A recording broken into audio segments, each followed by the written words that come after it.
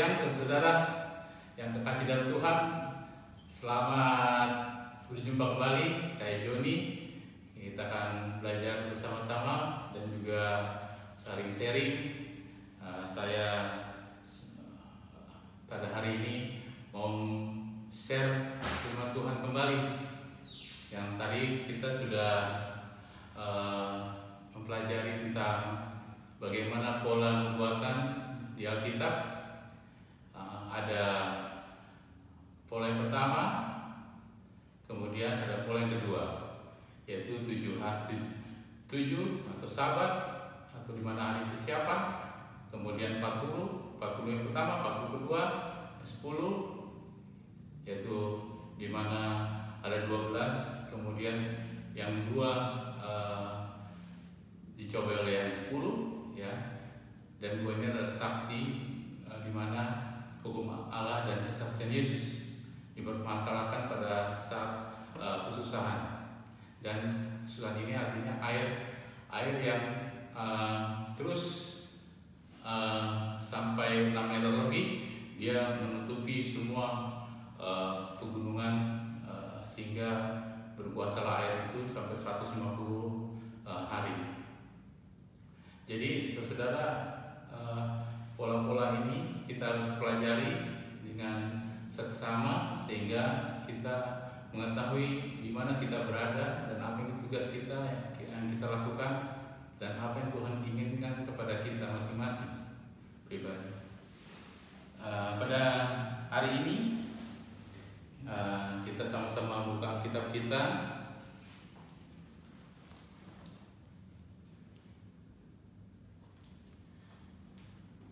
Kemarin kita mempelajari tentang peristiwa ada Kaleb dengan Yosua, kemudian ada Nuh, Musa, kemudian Tuhan Yesus.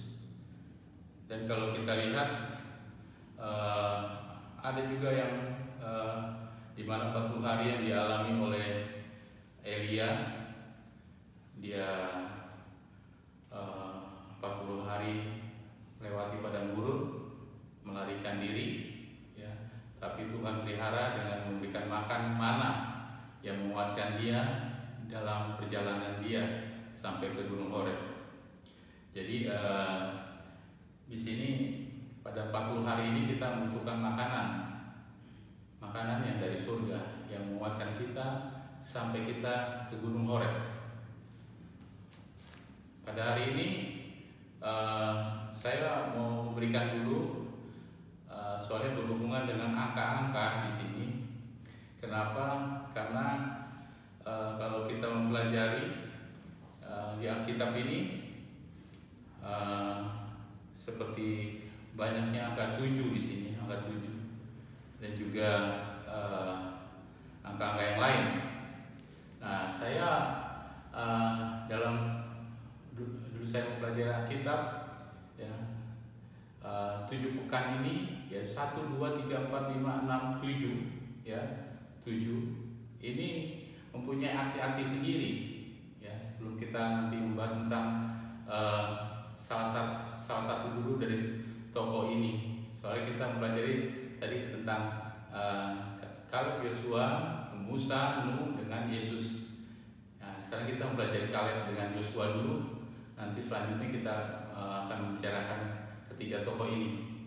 Nah, karena Kaleb dan Yosua ini berhubungan, yang kita pertama kita dahulukan dulu, ya. Nanti saya akan kasih tahu alasannya. Jadi kita lihat dulu angka-angka ini 1, 2, 3, 4, 5, 6, 7. Ya. Angka 1 itu kan permulaan, ya. Waktu penciptaan, permulaan. Dan juga angka 1 ini adalah, kalau kita lihat di King James Version di Alkitabnya sendiri, coba kalian nanti akan pelajari King James Version, itu ada ayat 1, 2 dengan 3. Itu sudah mendukung apa yang satu, yang satu, 2 dengan yang 3. Kalau yang 1 yaitu kita ini mengenai kuasa Allah, yaitu Allah sendiri, ya, 1. Kemudian pada mulanya Allah menciptakan langit dan bumi. Ya, kita perhatikan Allah berkuasa, rencana Allah kuasanya itu melebihi apapun. Ya, jadi yang pertama adalah Allah dari awal Omega, dari Alfa dan Omega, dari Allah sendiri. Yang kedua adalah Roh Kudus, roh. Jadi roh inilah yang memberikan kita pilihan-pilihan. Ya, pilihan kita kalau bisa dipimpin oleh roh. Karena di dunia ini kan ada roh-roh yang lain, ya. Roh jahat yang di udara yang mau kita tidak menurut akan perintah Tuhan. Tetapi roh Allah ini menuntun kita kepada kebenaran. Makanya di sini ada choice, pilihan. Angka 2 ini adalah angka di mana harmoni antara Allah dengan kita, antara rohnya dengan kita punya kehendak. Kemudian angka ketiga ini di ayat yang ketiga, King James Version ayat 1 ayat 3, di situ mengatakan bahwa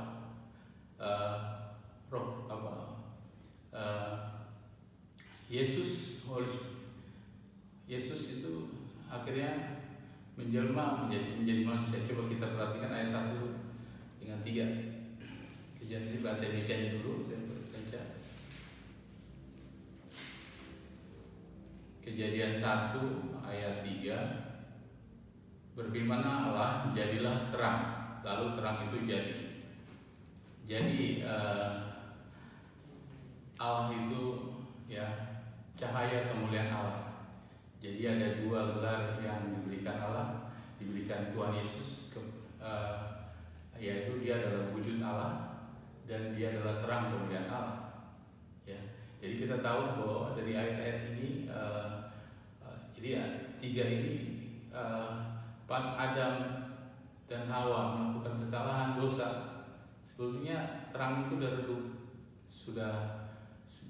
sudah berdosa, tetapi Tuhan Yesus mau membantu atau menyelamatkan umat manusia dari dosa, sehingga kembali terang itu ada. Terang ini dari Tuhan sendiri. Jadi di dalam angka 3 ini ada ujian juga supaya terang itu tetap bertahan, ya, tetap bertahan. Jadi untuk umat-umat Tuhan diperlukan supaya terang yang ada pada kita ini jangan hilang.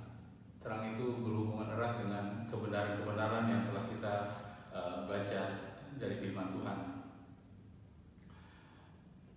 Juga selanjutnya ayat 4, maksud saya angka 4. Angka 4 ini kalau kita perhatikan itu adalah ada khusus untuk membicarakan umat-umat Tuhan, ya, khusus membicarakan umat-umat Tuhan, di mana umat-umat Tuhan ini mengalami pergolakan karena dari keturunan jahat dari Adam, Kain dan Habel. Kalau saudara melihat Kain dan Habel itu pasal 4, ya, pasal 4. Jadi bukan hanya kebetulan ini 4, bukan. Nanti kalau kalian belajar Alkitab 44, kenapa Tuhan Yesus ada 14 keturunan, kenapa 144. Jadi 44 ini ya, angka 4 ini adalah bagaimana umat-umat Tuhan keluar muncul dari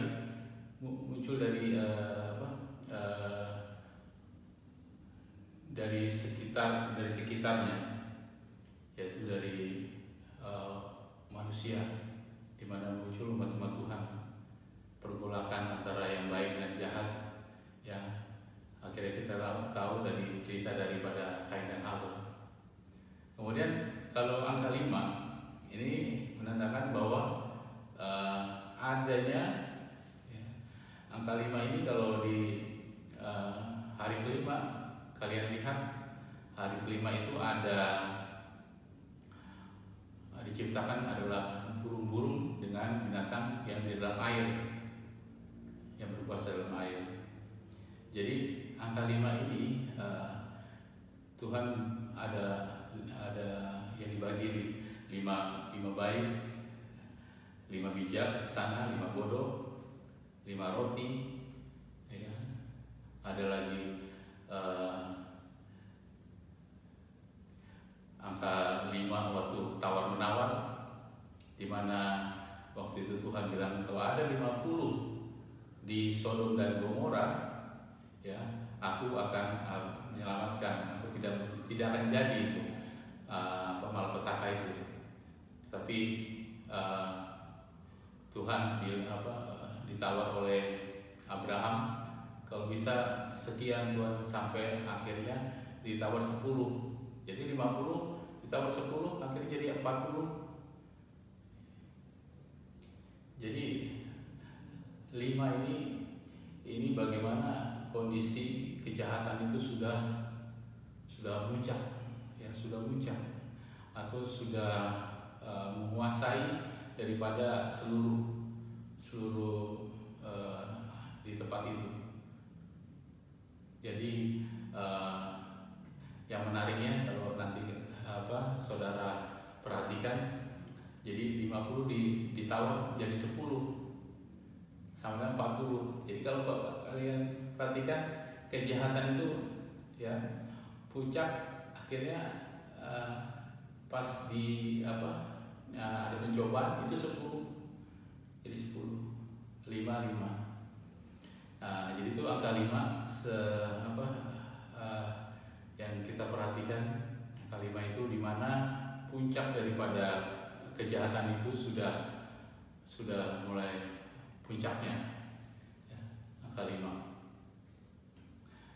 Kemudian angka 6 itu dimana ada binatang. Oh ya, angka 5 dulu saya bilang.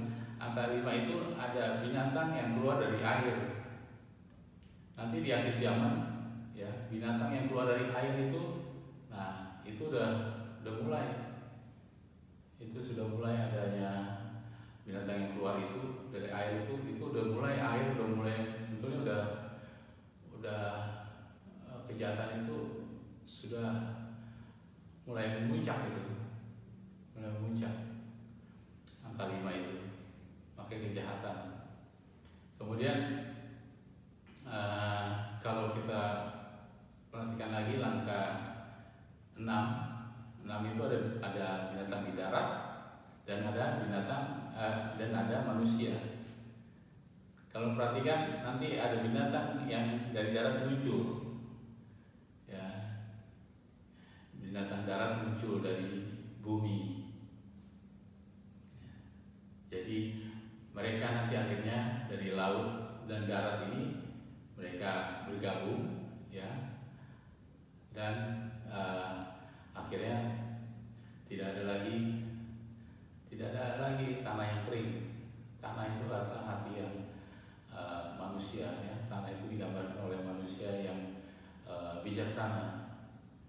Tidak ada lagi orang-orang, tetapi ada satu lagi manusia yang diciptakan. Manusia ini adalah Tuhan Yesus disebut dengan anak manusia. Tuhan Yesus disebut anak manusia. Jadi antara binatang yang keluar dari dalam laut, dalam darat dan bergabung dengan laut ini akan konfrontasi dengan anak Allah. Jadi pertentangan. Jadi nanti kalau saudara baca Kemenangan Akhir, buku Kemenangan Akhir itu buku yang bertentangan, itu buku-buku yang tentang akhir zaman itu. Jadi angka 6 ini bagaimana pertentangan ini nanti akan berakhir. Jadi angka 6 ini kita akan lihat akhir dari nanti bagi pertentangan antara anak Allah dengan binatang itu, dan kemudian akhir dari binatang itu di angka 6. Makanya usia dunia ini, Nyonya Ellen White mengatakan bahwa ya 6.000 tahun. Jadi angka 6 ini mengatakan ada pertentangan di mana setan melakukan kegiatan-kegiatannya membunuh manusia dan akan berakhir pada 6.000 tahun. Jadi yang menjadi pertentangan ini kita tahu akhirnya endingnya adalah Kristus yang menang. Kenapa? Karena anak manusia ya lebih tinggi daripada binatang. Dan juga semua manusia, semua dunia yang telah diciptakan, manusia yang berkuasa pada hari ke-6. Nah, kemudian angka 7 ini adalah angka di mana angka 7 ini adalah pertemuan yang pertama antara Allah dengan manusia. Jadi manusia diciptakan ya untuk menikmati apa yang telah diciptakan oleh Allah, dan Allah sungguh senang ya, sungguh senang sekali. Makanya dibilang sungguh amat baik pas hari Sabat, semua diciptakan dan manusia bertemu dengan Allah. Jadi hari ke-7 ini adalah pertemuan antara Allah dengan manusia. Jadi itu hanya sekedar untuk kita ketahui. Jadi angka 7 dengan angka 1, 2, 3, 7 ini adalah semuanya mempunyai arti masing-masing. Jadi kalau ada angka 8, angka 9, angka 10, itu kembali lagi nanti 7, 8 jadi 1, kemudian 9 jadi 2 dan seterusnya. Jadi itu banyak berdoa, ada simbol-simbol di Alkitab banyak sekali. Jadi Alkitab ini bukan hanya sekedar tulisan, tetapi dari arti semuanya ada semua yang menuntun kita kepada, kalau kita mau Tuhan tunjukkan bagaimana arti-arti ini, Tuhan akan tunjukkan kepada kita masing-masing. Baik, kita akan ke Kaleb yang tadi. Jadi kalau kita baca ke Kaleb dan Yosua di Ulangan,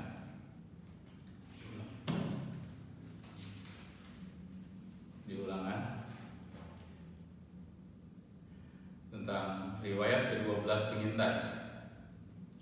Riwayat tentang 12 pengintai. Jadi tadi saya kasih tahu bahwa polanya itu seperti gunung ya, seperti gunung. Jadi ada dasar begini.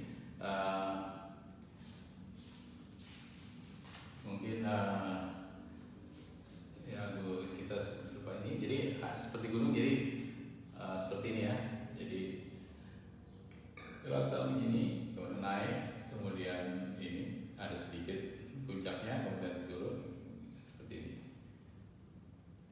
Jadi awal, akhir, dan perjalanan kerohanian. Kemudian puncaknya ini adalah di mana masalah, ya, puncak masalah ada di situ. Jadi pergumulan, ada masalah puncaknya, dan puncaknya itu akan makin lama makin surut, dan kemudian ada pembaruan. Kita bisa lihat nanti lama-lama tanah kelihatan. Kalau lihat tanah kering, kita tahu bahwa itu adalah sudah akhirnya.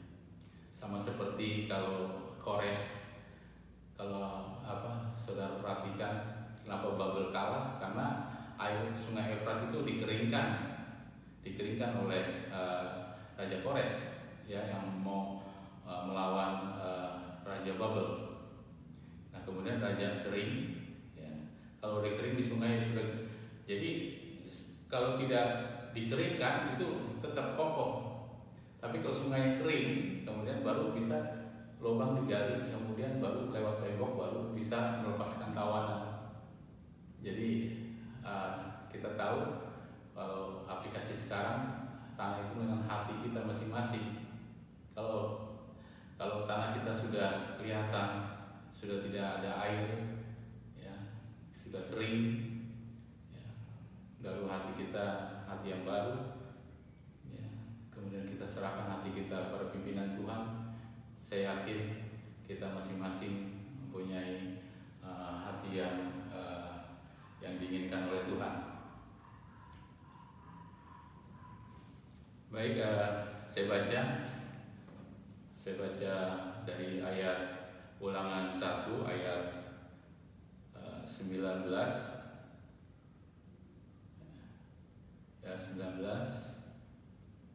sampai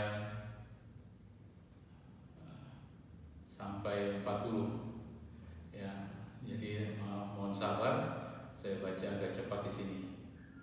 Jadi riwayat 12 pengintai. Kemudian kita berangkat dari Horeb dan berjalan melalui segenap padang gurun yang besar dan dahsyat yang telah kamu lihat itu ke arah pegunungan orang Amori, seperti yang diperintahkan kepada kita oleh Tuhan Allah kita. Lalu kita sampai ke Kades Barnea. Ketika itu aku berkata kepadamu, kamu sudah sampai ke pegunungan orang Amori yang diberikan kepada kita oleh Tuhan Allah kita. Ketahuilah Tuhan Allahmu telah menyerahkan negeri itu kepadamu. Majulah, dudukilah seperti yang diperintahkan kepadamu oleh Tuhan Allah nenek moyangmu. Jangan takut dan janganlah patah hati. Lalu kamu sekalian mendekati aku dan berkata, marilah kita menyuruh beberapa orang mendahului kita untuk menyelidiki negeri itu bagi kita dan membawa kabar kepada kita tentang jalan yang akan kita lalui dan tentang kota-kota yang akan kita datangi. Hal itu kupandang baik. Lalu aku memilih daripadamu 12 orang dari tiap-tiap suku seorang. Mereka pergi dan berjalan ke arah pegunungan, lalu sampai ke lembah Eskol. Kemudian menyelidiki negeri itu. Maka mereka mengambil buah-buahan negeri itu dan membawanya kepada kita. Pula mereka membawa kabar kepada kita demikian, negeri yang diberikan Tuhan Allah kita kepada kita itu baik, tetapi kamu tidak mau berjalan ke sana. Kamu menentang kita Tuhan Allahmu. Kamu menggerutu di dalam kemahmu serta berkata, karena Tuhan membenci kita, maka Ia membawa kita keluar dari tanah Mesir untuk menyerahkan kita ke dalam tangan orang Amori supaya dimusnahkan. Kemanakah pula kita maju? Saudara-saudara, kita telah membuat hati kita tawar dengan mengatakan orang-orang itu lebih besar dan lebih tinggi dan kubu-kubunya sampai ke langit. Lagi pula kami melihat orang-orang enak di sana. Ketika itu aku berkata kepadamu, janganlah gemetar, janganlah takut kepada mereka. Tuhan Allahmu yang berjalan di depanmu, Dialah yang akan berperang untukmu sama seperti yang dilakukannya bagimu di Mesir, di depan matamu. Dan di padang gurun di mana engkau melihat bahwa Tuhan Allahmu mendukung engkau seperti seorang mendukung anaknya sepanjang jalan yang kamu tempuh sampai kamu tiba di tempat ini. Tetapi walaupun demikian kamu tidak percaya kepada Tuhan Allahmu yang berjalan di depanmu di perjalanan untuk mencari tempat bagimu, di mana kamu dapat berkemah dengan api pada waktu malam dan dengan awan pada waktu siang, untuk memperlihatkan kepadamu jalan yang harus kamu tempuh. Ketika Tuhan mendengar gerutumu itu menjadi murka dan bersumpah, tidak seorang pun dari orang-orang ini, angkatan yang jahat ini, akan melihat negeri yang baik yang dengan sumpah kujanjikan untuk memberikannya kepada nenek moyangmu, kecuali Kaleb bin Yefun. Dialah yang akan melihat negeri itu, dan kepadanya dan kepada anak-anaknya akan kuberikan negeri yang diinjakan itu, karena dengan sepenuh hati ia mengikut Tuhan. Juga kepada Tuhan murka oleh karena kamu, dan ia berfirman juga, engkau tidak akan masuk ke sana. Yosua bin Nun, pelayanmu, dialah yang akan masuk ke sana. Berilah kepadanya semangat, sebab dialah yang akan memimpin orang Israel sampai mereka memiliki negeri itu. Dan anak-anakmu yang kecil yang kamu katakan akan menjadi rampasan, dan anak-anakmu yang sekarang ini belum mengetahui tentang yang baik dan yang jahat, mereka lah yang akan masuk ke sana, dan kepada mereka aku akan memberikannya, dan mereka lah yang akan memilikinya. Tetapi kamu itu, baiklah, berangkatlah ke padang gurun ke arah laut Teberau. Jadi kalau kita lihat ayat ini, riwayat mengintai dengan riwayat hukuman orang Israel, jadi polanya Jadi kali saudara-saudari lihat polanya dari dipilih, mulai memilih, kemudian ditemukan 12, kemudian mereka mengusulkan kepada Musa supaya mengintai negeri. Jadi bukan Musa atau Tuhan yang mengintai, karena tidak punya iman, mereka mau mengintai. Tapi Musa berbicara pada Tuhan karena dianggap baik, kemudian Tuhan izinkan. Kemudian pada saat itu, ya, setelah itu mereka mulai mengintai. Ingat, jadi mereka berkumpul, ya. Ingat, ini di sini angka 7. Tadi kita sudah mendengarkan yang kemarin itu. Jadi pada awalnya itu yaitu 7, ya, sempurna, ya, perkumpulan mereka berkumpul antara Tuhan dengan manusia, ya. Kemudian mereka bersepakat mengadakan suatu rencana dan Tuhan setuju, izinkan. Nah, kemudian mereka berangkat, ya, mereka diutus 40 hari. Dalam perjalanan mereka melihat rintangan-rintangan. Jadi dalam perjalanan itu mereka lihat ada inilah, itulah, segala macam. Tapi ada buah yang bagus, tanahnya bagus. Tapi inti dari pekabarannya mereka itu adalah tanah itu adalah baik. Tanah itu baik. Tapi masalahnya iman mereka diuji. Jadi 40 ini adalah umat-umat pergumulan, umat-umat Tuhan, ya, dari melihat bagaimana penyertaan Tuhan, apa yang Tuhan katakan itu mereka selidiki apakah benar atau tidak, begitu. Akhirnya mereka mengatakan firman Tuhan bagus, ya. Tetapi ada juga yang tidak percaya kepada firman Tuhan, dan jumlahnya banyak. Ada 10 orang, yang 2 adalah yang memberikan kesaksian.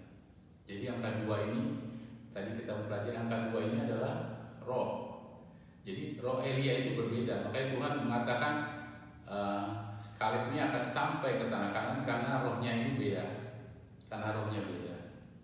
Jadi kita pun pada zaman sekarang ini harus punya roh yang beda. Roh yang dari percaya akan segenap firman Tuhan, yang keluar dari firman Tuhan, ya. Baik itu Alkitab, baik itu roh nubuat, itu adalah perintah firman Tuhan. Itu harus dipercayai demikian. Nah, kemudian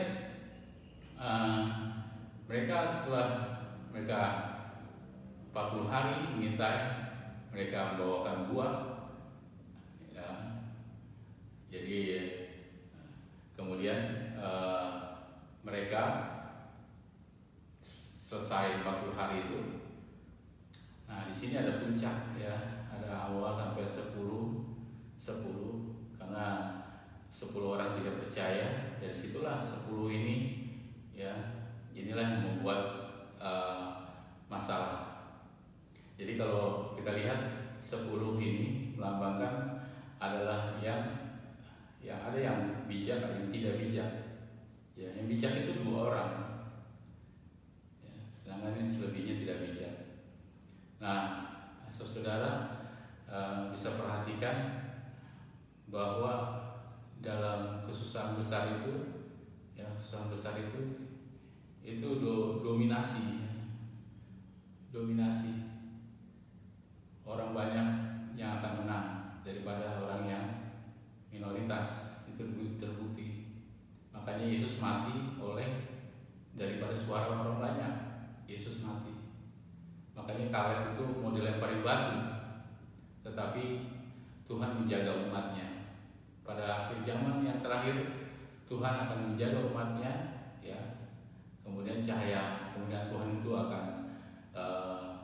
akan bersinar, ya, menerangi, sehingga orang-orang jahat akan takut, ya. Kemudian kita lihat 10 ini, yaitu mereka ada pencobaan. Kemudian Kaleb dan Yosua bilang kita harus taat kepada Allah, tetapi mereka bersungguh-sungguh terus. Kemudian akhirnya Musa menghadap terang kemuliaan Allah, ya. kemudian disitulah hukuman diberikan, jadi hukuman. Jadi dalam masa kesusahan besar itu, ya di situ nanti ada hukuman Tuhan. Kita kenal dari sini adalah 7 malapetaka. Ya, ada 7 malapetaka. Kemudian ada nanti banyak bencana. Ya, kita lihat krisis yang lain. Ya, sebetulnya kita sudah sedikit-sedikit merasakan apa krisis-krisis tersebut.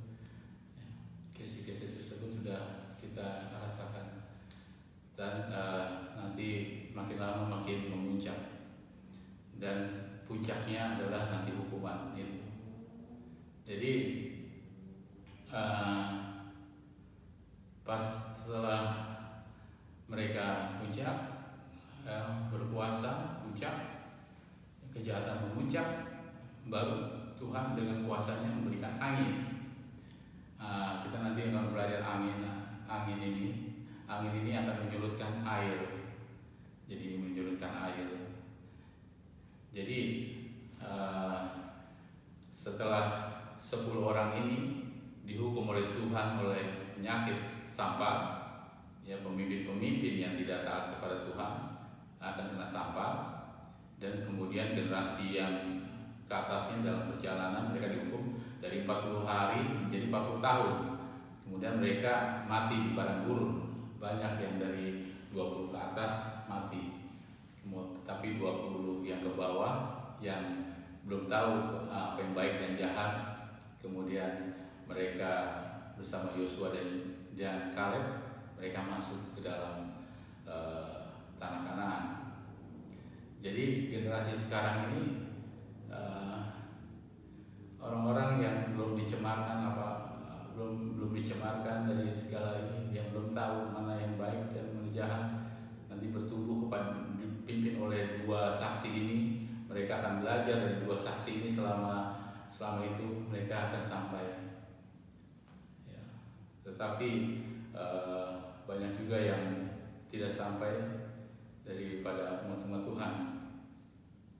Kita berdoa supaya kita masing-masing mengikuti jejak-jejak para nenek moyang kita, yang mana tetap teguh dan bertindih percaya segenap hati, sehingga apapun terasa mustahil tetap jalankan saja. Itu yang Tuhan mau. Jadi kalau Tuhan datang ke dunia ini, adakah iman di bumi? Nah, seperti itu percaya. Jadi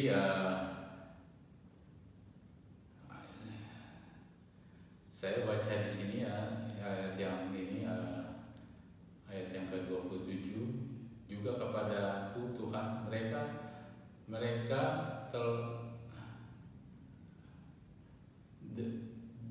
juga kepada Tuhan murka oleh karena kamu. Dari ia berfirman, juga engkau tidak akan masuk ke sana. Yesua bin Nun pelayanmu, dialah yang akan masuk ke sana. Berilah kepadanya semangat, sebab dialah yang akan memimpin orang Israel sampai mereka memiliki negeri itu. Jadi kita perlu memberikan semangat kepada para hamba Tuhan yang setia, supaya tetap memberitakan pekabaran Tuhan. Itu umat-umat Tuhan dihimbau demikian. Dan anak-anakmu yang kecil yang kamu katakan akan menjadi rampasan, anakmu yang sekarang ini belum mengetahui tentang yang baik dan jahat, mereka lah yang akan masuk ke sana. Kepada mereka lah aku akan memberikannya, dan mereka lah yang akan memilikinya. Tetapi kamu ini baliklah, berangkatlah ke padang gurun, ke arah laut Teberau. Jadi sekali lagi, setelah hal itu terjadi, ya, 40 tahun yang kedua Tuhan memberikan kesempatan. 40 tahun kedua, 40 yang pertama itu tidak memberikan pelajaran buat kita, yang menguatkan kita. Tapi pas 40 tahun kedua ini, ya, mungkin generasi yang selanjutnya yang akan menerima berkat Tuhan. Ya, karena kejahatan manusia, generasi yang selanjutnya, generasi keempat. Jadi kita ingat angka 4 itu generasi umat Tuhan. Jadi demikianlah dahulu kisah tentang Kaleb dan Yosua ini, di mana angka-angka ini menunjukkan kepada perjalanan-perjalanan bagaimana sikap kita menghadapi sesuatu. Jadi pas mereka 40 hari yang kedua mereka menjalani, akhirnya mereka sampai di tanah Kanaan. Di tanah Kanaan. Kalau di sini mereka sedang hampir ke tanah Kanaan, sudah dikit lagi, dan mereka akhirnya di tanah Kanaan. Dan tanah Kanaan di sini ya mereka akhirnya bersama-sama dengan Tuhan juga. Jadi Tuhan memimpin sampai ke tanah Kanaan. Jadi Tuhan tidak meninggalkan Israel. Tuhan selalu bersama umat-umatnya sampai ke tanah Kanaan. Demikian juga nanti kita di akhir zaman Tuhan akan menyertai kita. Nanti perjalanan 7 hari ke surga itu Tuhan menyertai kita sampai kita ke surga. Mungkin itu yang firman Tuhan sampaikan. Mari kita berdoa. Tuhan, terima kasih ya Bapa, pada hari ini Engkau memperlihatkan kami bagaimana kuasa-Mu ya Tuhan. Engkau rencana-Mu ya Tuhan, penebusan-Mu dan apa yang Kau lakukan ya Tuhan buat kami. Biarlah kami mengerti ya Tuhan rencana-rencana Tuhan ke depan, apa yang harus kami lakukan ya Tuhan. Biarlah kisah-kisah dari nenek moyang kami ya Tuhan, biarlah yang benar, yang baik, yang suci, yang sedap, itulah yang kami pikirkan ya Tuhan, supaya kami hidup sesuai dengan kehendak Tuhan. Terima kasih ya Tuhan Yesus, kami serahkan doa ini dalam nama Tuhan Yesus selamat kami. Amin.